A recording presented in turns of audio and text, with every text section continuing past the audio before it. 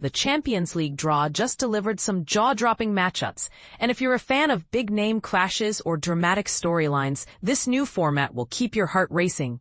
Liverpool and Manchester City have both been paired with record-setting Real Madrid, a club with an unbelievable 15 titles. Meanwhile, Tottenham and Newcastle face the daunting task of taking on current champions Paris Saint-Germain. But here's where it gets controversial. All 6 Premier League teams in this expanded 36-club league, appearing together for the first time since the revamped format, can't lock horns until knockout rounds begin. Does that take away some of the drama? Or does it add suspense as fans wait for potential all-English spectacles? Let's break down the excitement with some friendly clarity. Liverpool's journey pits them not only against Real Madrid at the Fortress of Anfield, but also includes battles with Atletico Madrid and recent finalists Inter Milan, 3 teams loaded with European pedigree. Manchester City, led by Pep Guardiola, face a challenging path too. They'll take on Napoli, Borussia Dortmund, and even revisit Kevin De Bruyne's old stomping grounds in the highly anticipated Napoli clash at the Etihad. Chelsea's schedule is packed with familiar faces and formidable opponents.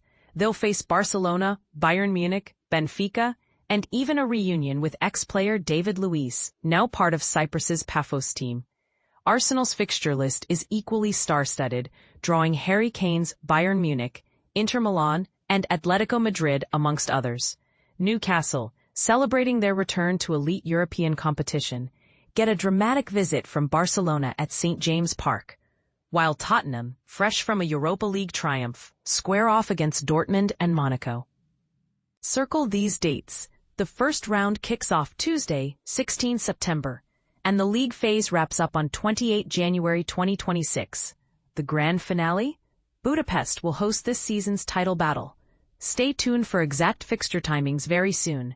Here's a quick snapshot of what's in store for each Premier League club. Liverpool, home games versus Real Madrid, Atletico Madrid, PSV Eindhoven, Karabag. Away games with Inter Milan, Eintracht Frankfurt, Marseille, Galatasaray. Manchester City, home versus Borussia Dortmund, Bayer Leverkusen, Napoli, Galatasaray. Away trips to Real Madrid, Villarreal, Bodo Glimt, Monaco. Chelsea, host Barcelona, Benfica, Ajax, Paphos. Travel to Bayern Munich, Atalanta, Napoli, Karabag. Arsenal, welcome Bayern Munich, Club Brugge, Slavia Prague, Athletic Bilbao. Challenge Inter Milan, Atletico Madrid, Olympiacos, Kairat Almaty on the road. Tottenham, home contests with Borussia Dortmund, Villarreal, Slavia Prague, Copenhagen. Visit Paris Saint-Germain, Eintracht Frankfurt, Bodo Glimt, Monaco. Newcastle, host Barcelona, Benfica, PSV, Athletic Bilbao. Away against Paris Saint-Germain, Bayer Leverkusen, Marseille, Union SG. If you're wondering how these teams made it in, 5. Liverpool, Arsenal, Manchester City, Chelsea, Newcastle did so by finishing in England's top 5. Tottenham grabbed their slot by lifting the Europa League trophy. Aston Villa, despite finishing 6th, will compete in the Europa League alongside Nottingham Forest, and Crystal Palace's FA Cup win sends them into the Conference League, dropped from Europa League due to multi-club ownership rules. Notably, Scottish giants Celtic and Rangers missed out on the big stage this year.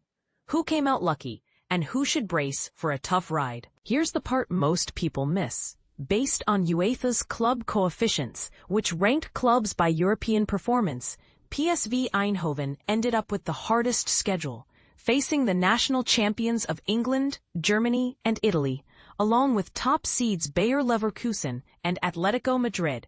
Manchester City and Liverpool aren't far behind. Each must tangle with Real Madrid and high-ranking squads like Bayer Leverkusen, Napoli, and Monaco.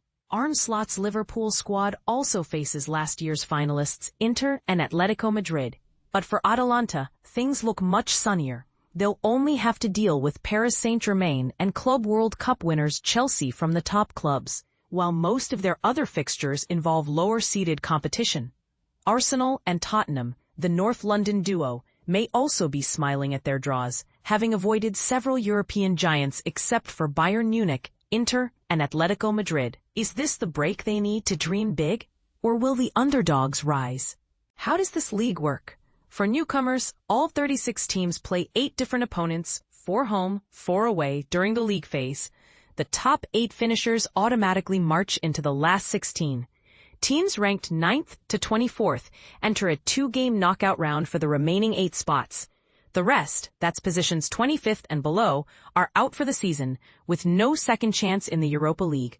Last year, Liverpool led the table with 21 points, and teams like Arsenal and Aston Villa joined them at the top. Others, Celtic, Newcastle, Manchester City, and Club Brugge, had to battle through the playoff round. Don't want to miss any action?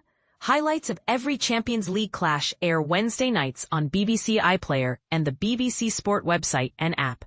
Plus, there's a dedicated Champions League Match of the Day on BBC One for those who crave late-night drama. And this is the part that always gets fans talking. Do these draws favor Premier League clubs, or does UEFA's coefficient system still stack the odds for heritage clubs? Would you rather see more all-English battles in the group stage?